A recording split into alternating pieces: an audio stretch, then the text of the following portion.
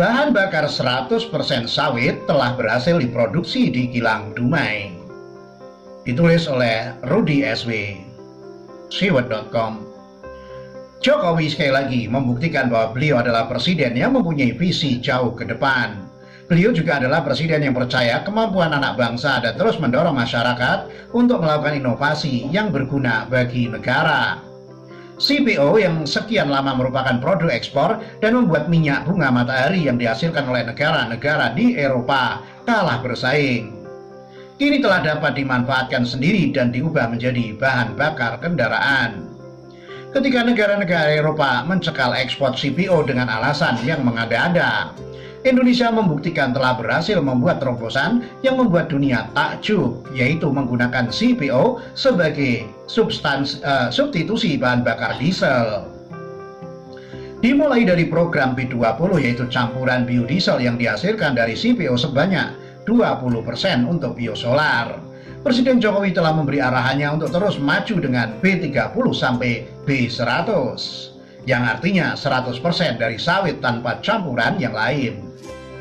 Di sisi lain, kita juga harus memberikan penghargaan setinggi-tingginya kepada para ilmuwan dari Institut Teknologi Bandung atau ITB yang telah berhasil membuat katalis sehingga program bahan bakar sawit 100% ini bisa diwujudkan.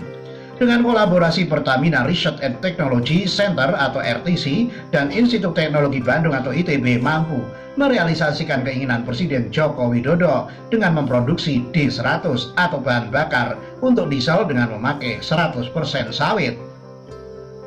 Sebagai uji coba, Toyota Innova sudah memakai produk D100 dan hasilnya tidak jauh beda dengan memakai bahan bakar minyak atau BBM. Bedanya, produk D100 ini sangat ramah lingkungan. Saat ini Indonesia telah berhasil melaksanakan program B20 yang merupakan campuran solar dengan 20% biodiesel. Selanjutnya Indonesia bergerak menuju penggunaan B30. Jokowi optimis penggunaan biodiesel ini akan lebih banyak pada masa mendatang. Tapi kita bisa lebih dari itu, kita bisa membuat B100, ujar Jokowi dalam beberapa kesempatan.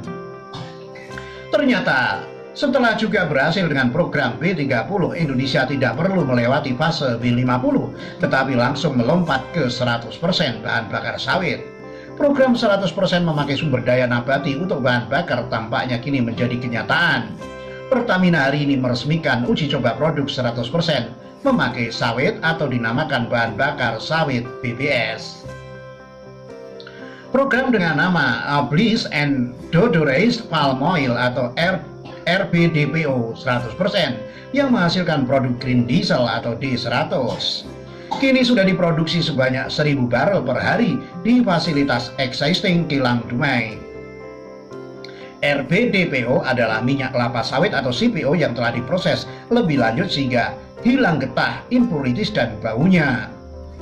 Uji coba pengolahan produksi yang dilakukan pada 2-9 Juli 2020 tersebut merupakan uji coba ketiga setelah sebelumnya melakukan uji coba mengolah RBDPO melalui co-processing hingga 7,5% dan 12,5%. Keberhasilan tersebut mendapat dukungan penuh pemerintah melalui kunjungan Menteri Perindustrian Agus Gumiwang Kartasasmita ke unit DHDT Refinery Unit atau RU2 Dumai Rabu 15 Juli sekaligus menerima contoh produk D100 dari Direktur Utama Pertamina Nike Widyawati.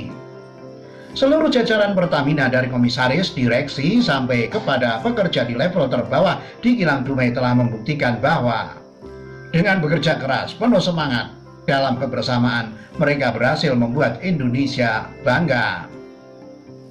Mungkin di saat seperti sekarang ketika harga minyak internasional masih level murah, keuntungan dari keberhasilan ini tidak begitu terasa dampak ekonominya.